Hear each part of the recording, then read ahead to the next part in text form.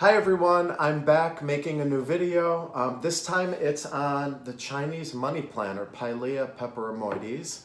And in this video I'm going to focus on how to propagate these plants. These are super easy plants to propagate.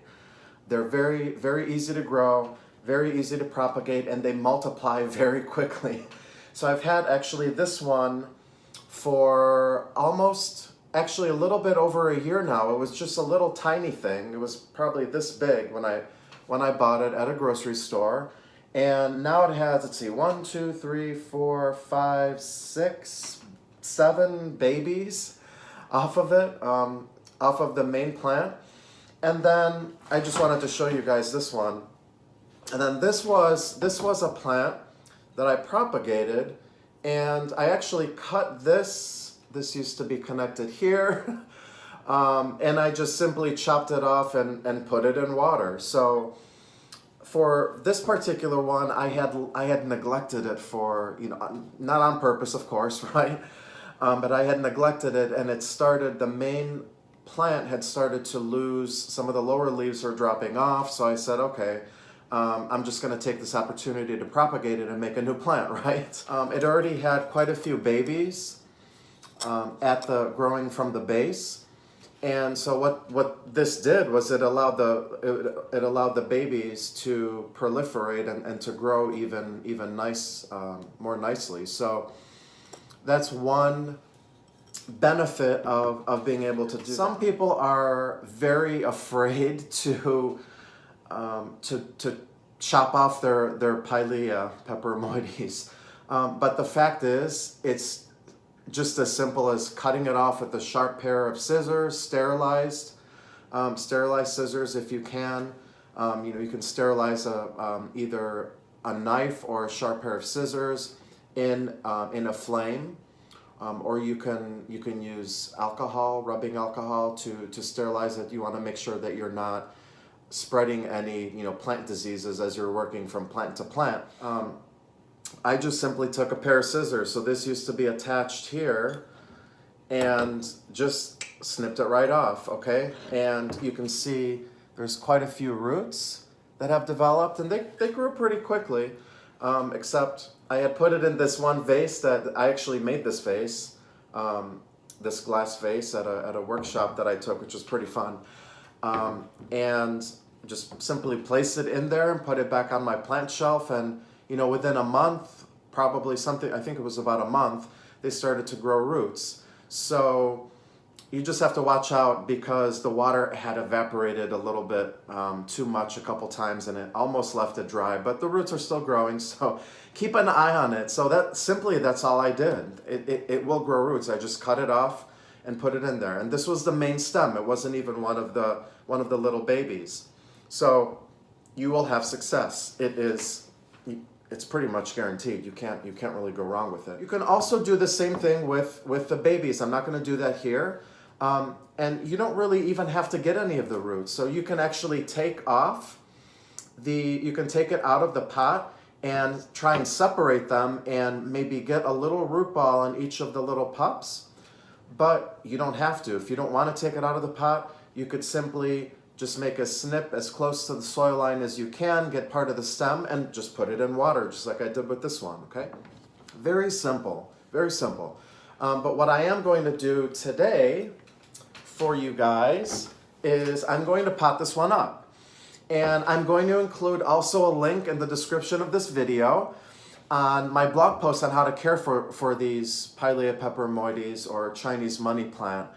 So be sure to check out that article, my blog post. It contains everything, all my knowledge and experience in growing these plants, as far as the light, how to water, how to also propagate them as well, and all the care information that you need to be able to take care of these beautiful plants. And they really are wonderful plants to take care of in your collection. So what I'm going to do now is I'm going to just pot this one up, okay? And I'm going to use this tray here. So what I have here is, this is maybe a 5-inch pot. So one thing that you want to be careful with Pilea Peperomioides, they do not like to stay wet for a very long time. You're going to cause issues. In fact, they don't like the extremes, but they really hate, they don't like staying dry, completely dry for a long time, but they really despise staying wet for a very long time. You want to make sure that you're choosing an appropriately sized pot, and especially when you're potting up a cutting, or even when you're repotting.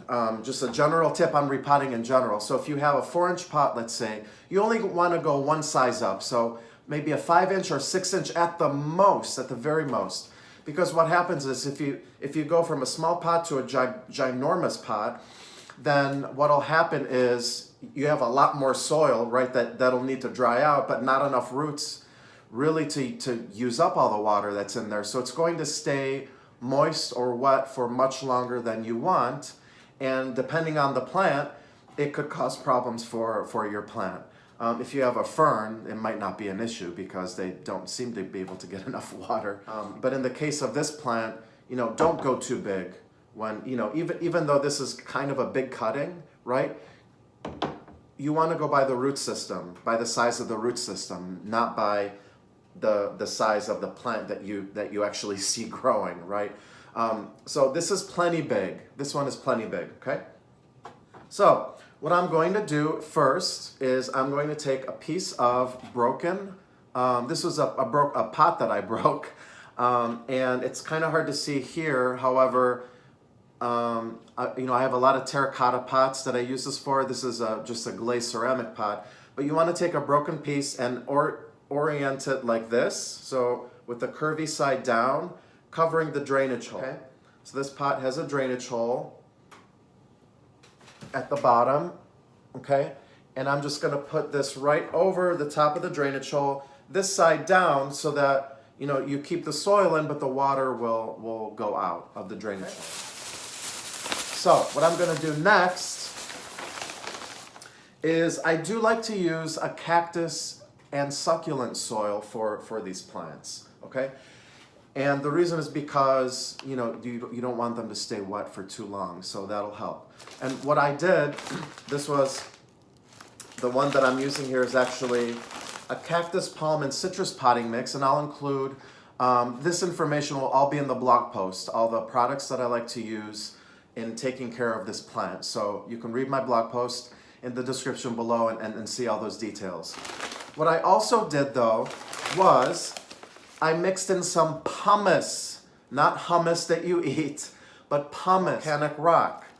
Okay, so you can see these little tiny, small volcanic rocks, and this information is also in the blog post. So what this does is, I don't like to use cactus soil or succulent soil on its own. I like to mix either extra perlite or extra pumice into it. And the reason is because it tends to, if you use it on its own, it'll tend to compact, and there's not going to be enough aeration in the soil. The drainage actually, the water won't flow through as nicely as I would like when I water. So it'll tend to sit on top and then slowly go through.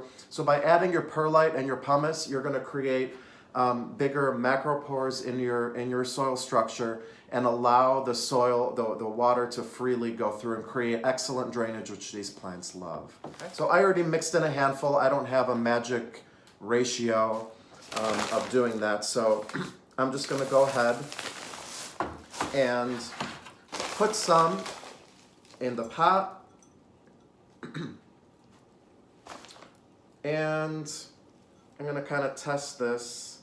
Okay. Now, as I put this in the pot, don't be afraid that you're burying it too deep, okay? Because it'll keep growing. Now, I wouldn't put the stems underneath the soil line, but I'm just going to put it right below the bottom, where the bottom leaves meet the main stem, okay? And I actually already see on here, it'll be too difficult to notice in the video, but I actually see some babies already forming off of the main stem. So I see 1, 2, 3, 4. I think I see 4 of them. So you're gonna quickly get a nice plant out of this. So I'm just gonna kind of test the soil level. Okay, that looks about right. Okay, so I'm going to keep filling that. Now, another thing you want to keep in mind is don't fill it with soil all the way to the top, okay? Because you want to leave a reservoir when you water. You want to leave maybe at least a ½ inch or an inch from the top of the rim to where the soil is, because it'll prevent making a mess when you're watering, right? So when you put the water in, it'll create a reservoir. It'll stay there, hopefully not too long, because your drainage is going to be really good because you added some pumice and extra perlite, and you're going to prevent a mess. So actually what I'm going to do, I don't think I need to do this, but I want to make sure that it has a very stable footing in the pot. I'm going to take this, this actually came from an orchid, a Phalaenopsis orchid pot to support the flower. I'm going to put this right next to it just for extra support. Make sure that it doesn't wobble around. Okay. I'm going to keep going here, adding some more soil. And as you go along, what I'd like you to do, I think my level is good here. I'm going to move this over so you can see. Okay, so I have some room from the top of the pot to the soil level, okay? And I'm happy with the level of the cutting, the rooted cutting. So I'm simply going to just very gently press down just a little bit, just to make sure there's no gaps, air gaps there. And that's it, very simple. I'm gonna go ahead and water it. I'm gonna take it to my sink, give it a nice thorough watering, and then put it back by its window, folks, okay? That's all you need to do. These are very easy plants to take care of. The critical thing is the watering. The watering is so critical. So be sure to click on my blog post link in the description of this post, okay? And read all about it. Read all about how I take care of these. The watering is so critical. That's, I think, when many people fail with growing these plants. These are very easy plants to take care of. You just have to be very careful with the type of soil that you use and the watering. And of course, all the other, the light is also very important factor in any plant's growth. So don't neglect that. But all the information is below. Be sure to subscribe to my YouTube channel. Click the subscribe button. I'll be posting a lot more plant care videos in the near future. I'm going to try to do them once a week or every couple weeks or so. And if you haven't subscribed to my blog, ohiotropics.com, be sure to subscribe to that. I write regularly on there, and also on my Instagram at ohiotropics is my account. So if you want daily inspirational photos, many of them on plant care, I give a lot of tips. Be sure to check that out as well. Thanks, guys, and I'll see you next time.